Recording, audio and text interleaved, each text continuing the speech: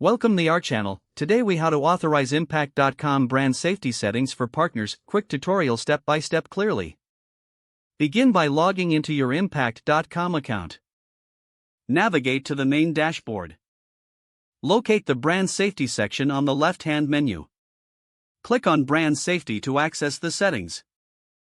You will see options for configuring brand safety for your partners. Select the partner for whom you want to set brand safety preferences. Once you've selected the partner, look for the Settings tab. Click on Settings to view the available options. You'll notice several categories related to brand safety.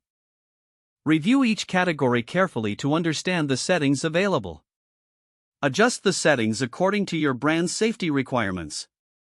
Ensure you specify any content types that should be restricted.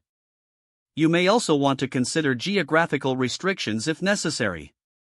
After making your selections, look for the Save button. Click Save to apply your brand safety settings for the partner.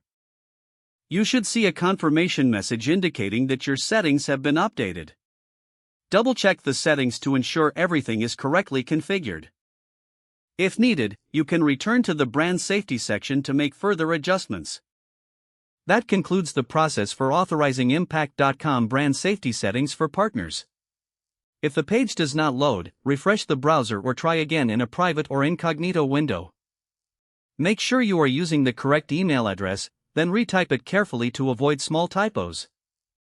If your password is not accepted, use the reset option and create a new strong password you can remember.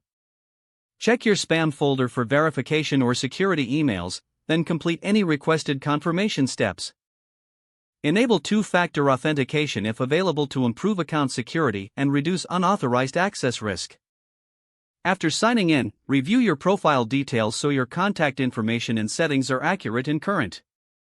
If you see an error message, note it down and try again after restarting your device and internet connection.